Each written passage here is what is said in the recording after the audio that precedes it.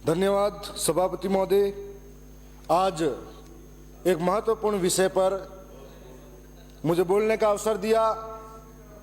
राजस्थान के अंदर उन नौजवानों की बात को आज रखने का अवसर दिया। मैं कहना चाहूँगा इस मौके पर कि आज कोचिंग सेंटर पहली बात तो जरूरी ही क्यों है, जब हमारी शिक्षा प्रणाली ऐसी है जिसके अंदर यदि हम लोग कहें कि पहली क्लास से 12वीं तक पढ़ाई कराते कराते बच्चे के मन में ये भावना आती है कि हम 12वीं में अच्छे अंक लाएंगे और अच्छे अंक लाने के बाद में हमारे को इसी जो कोर्स है इसी से तैयारी करेंगे तो हम अधिकारी बन जाएंगे। लेकिन उसके बाद में कई हालात ऐसे पनपते हैं कि कॉलेज की एजुकेशन अलग और जो सीनियर एजुकेशन अलग। उसके बाद में मैं एक और बात कहना चाहूँगा कि जब 12वीं क्लास के बाद में निकलते हैं तो लक्ष्य बदल जाते हैं और सरकारें जब भर्तियां करती हैं, सरकारें जब भर्तियां निकालती हैं, एक आंकड़ा है, उस आंकड़े के मुताबिक 10वीं और 12वीं में 90% अंक लाने वाले स्टूडेंट हर साल 7 लाख होते हैं। और जब 7 लाख स्टूडेंट के लिए यदि IIT में कोई भर्ती हो तो उसके लिए 17,000 सीटें होगी लगभग। अगर 7 लाख लोगों के लिए भी अगर सीटें होनी चाहिए तो किस आधार पर होनी चाहिए? हर साल भर्तियां निकलती हैं, रीट की भी निकलती है, तो एक तरफ 16,000 भर्तियां निकलेगी और दूसरी तरफ फॉर्म भरे जाएंगे 20 लाख 30 लाख। तो ऐसी स्थिति में बेरोजगारों के अंदर इतना बड़ा कंपटीशन है। दूसरी ओर ये कानून कह रहा है कि हर एक स्तर पर 50 स्टूडेंट का कोचिंग खोलने पर उनके ऊपर ये इस नियम के अंदर लाना पड़ेगा। तो मैं ये कहना चाहूँगा कि बड़े स्तर के कोचिंग जोधपुर में है, सीकर में है और जयपुर में है, कोटा में है, लेकिन गाँवों के अंदर कोई छोटे स्तर के कोचिंग है, ब्लॉक स्तर के कोचिंग है, तो इनको अलग अलग लेयर में बांटकर इन कानूनों के दायरे में लाना पड़ेगा। मैं साथ में यह भी कहना चाहूँगा कि इस तरह का अगर कोचिंग के अंदर जब बच्चा बड़ा होता है तो एक कोचिंग सेंटर अलग अलग अखबारों में इस तरह से प्रकाशित करते हैं कि जैसे विज्ञापन कि इस कोचिंग पे ये पढ़ाई होती है, इस तरह के इतने भर्तियां निकली, तो लड़कों के मन में कंपटीशन पैदा होता है कि मैं कौन सी कोचिंग पे जाऊं। और उनके माँ बाप के अंदर भी एक फोर्स करते हैं कि बेटा उस कोचिंग पे जाना पड़ेगा तेरे को, जिसके माध्यम से तो आगे बढ़ेगा और बड़ा अधिकारी बनेगा। चाहे उस बेटे का इंटरेस्ट उसमें है या नहीं है, लेकिन इस तरीके से कोचिंग में भेज दिया जाता है, जहां पर ऐसा हालात बन जाते हैं कि आपस में 20-20 लाख स्टूडेंट एक साथ कोचिंग करे और 4-4, 5-5 हजार की भर्तियां होती है, तो कहां से कौन उस भर्ती में आएगा। मैं साथ में यह भी कहना चाहूंगा कि आज कोटा के अंदर हर साल कोई न कोई स्टूडेंट आत्महत्या करता है और एक आंकड़े के अनुसार हर साल 10,000 स्टूडेंट आत्महत्या करते हैं। एक नौजवान जब उसके माता पिता उसको पढ़ाते लिखाते बड़ा करते हैं और उसके बाद में जब उम्मीद होती है कि ये बड़ा होकर नौकरी लगेगा, लेकिन बड़ा होने के बाद में कभी पंखे के ऊपर उसकी लाश लटकती मिलती है, तो किस तरीके की निराशा उसके सामने होती है। इस बात को हमें सोचना पड़ेगा और आज ये चर्चा कराई है, उसके लिए भी मैं धन्यवाद कहूँगा कि आपने महत्वपूर्ण विषय पर चर्चा कराई है।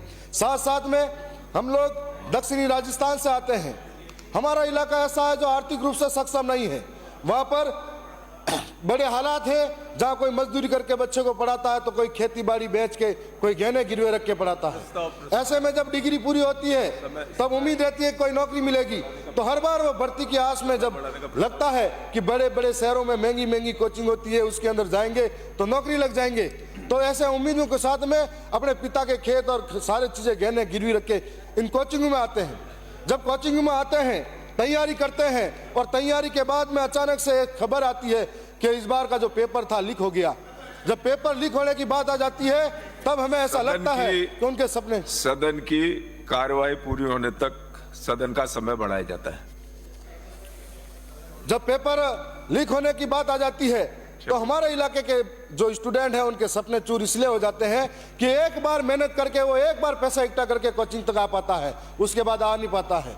तो ऐसे में पेपर नहीं बिकते हैं उन किसानों के सपने, बिकते हैं उन किसानों के घर, बिकते हैं उन किसानों के खेत, बिकते हैं उन लोगों के उनकी माताओं के गहने।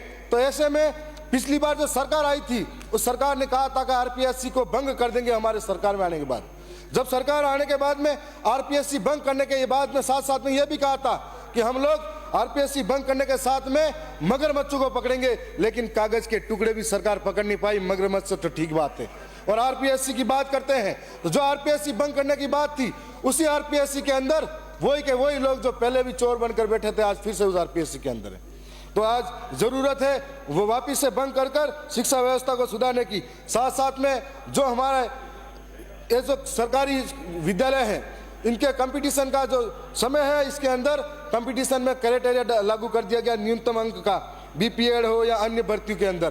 तो अन्य भर्ती के अंदर हो या बीपीएड हो, इन भर्ती के अंदर जो न्यूनतम अंक है प्रणाली है, उसे कम से कम टीएसपी इलाके के लोगों के स्टूडेंट के लिए तो नहीं करना चाहिए, ताकि वो पहले से आर्थिक रूप से सक्षम नहीं होते हैं और इस कंपटीशन की दौड़ में शहरों के मुकाबले पीछे रह जाते हैं, तो वो उस संभल नहीं पाते हैं। तो उनके लिए खत्म होना चाहिए। मैं साथ में ये भी कहना चाहूँगा कि हर बार जब जयपुर जैसे, सीकर जैसे, कोटा जैसे महंगे शहरों में कोचिंग करना हमारे लिए बहुत बड़ी मुश्किल की बात होती है।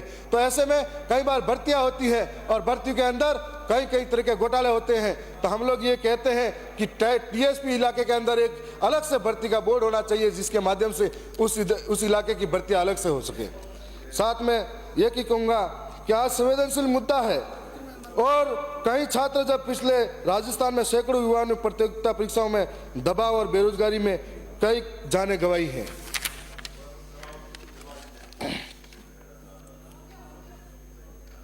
मैं ये भी कहना चाहूंगा कि आज जो बेरोजगार हैं वो कई स्थिति से जूझ रहे हैं। हर साल राजस्थान का एक आंकड़ा है, हर साल 10 लाख नए बेरोजगार पैदा हो रहे हैं। तो सरकार के पास कोई पॉलिसी होनी चाहिए जिसके माध्यम से इनको रोजगार दिया जा सके और पेपर के अंदर जटिलता लानी चाहिए। चतुर्थ श्रेणी का पेपर है, उस पेपर को भी इतना हार्ड दिया जाता है जैसे आरएस का कोई पेपर हो, तो वो कोचिंग में मजबूर हो जाएगा। दूसरी बात, कोई कोचिंग करने के लिए बच्चा जाता है तो पहला एक करियर गाइडेंस होना चाहिए। जब कॉलेज से निकलता हो या 12वीं क्लास से निकलता हो, करियर गाइडेंस के माध्यम से उसे दिशा मिलनी चाहिए कि वो किस तरीके से किस तरफ जा सके, ताकि उस दिशा के माध्यम से अपने करियर को बना पाए। और साथ साथ में हर बार विद्यालय के अंदर पेरेंट्स और शिक्षकों के बीच में एक सामंजस्य बिठाना चाहिए, जिसके अंदर पेरेंट्स को यह भी बताना जरूरी है कि आपका बच्चा है, आपका भविष्य है, इसको किस तरीके की दिशा देकर आप आगे ले जा सकते हो।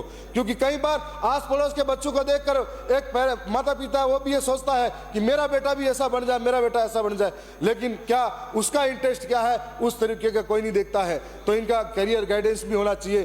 साथ साथ में यह भी कहना चाहूँगा कि आज जो कानून ला रहे हैं 16 वर्ष से कम आयु के बच्चों को जो पढ़ाने का, कोचिंग में नहीं जाने का, तो क्या अभी जो हर एक भर्तियां होती है उसमें कोचिंग पर निर्भर हो गया बच्चा। तो हमें ये सोचना पड़ेगा कि आखिर इनको कंट्रोल कैसे किया जाए और ये शिक्षा प्रणाली, ये शिक्षा व्यवस्था कैसे इसको बेहतर बनाया जा सके, जिससे। और दूसरी बात, हम लोग जो जितने भी अधिकारी है, कर्मचारी है, विधायक है, हम लोग कभी भी सरकारी विद्यालय के अंदर हमारे बच्चों को नहीं पढ़ाते हैं। हम लोग तो प्राइवेट स्कूल और प्राइवेट देखते हैं। तो आम गरीब और आम नागरिक के लिए ही सरकारी व्यवस्था है, तो कैसे वो कंपटीशन में आगे आ पाएगा। तो हमें शिक्षा व्यवस्था में सरकारी संस्थानों को भी मजबूत करने की ज़रूरत है, उसके माध्यम से ही हम आगे ला पाएंगे।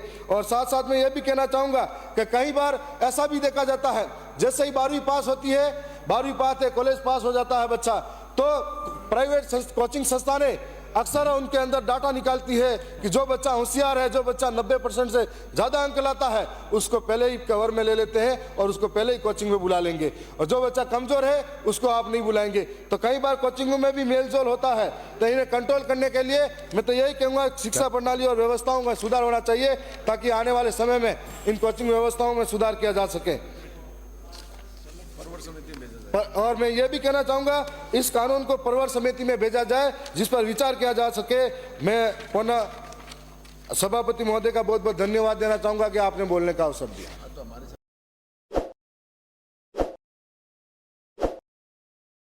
ताज़ा खबरों के लिए विजिट करें द फैक्ट इंडिया की वेबसाइट और डाउनलोड करें द फैक्ट इंडिया ऐप।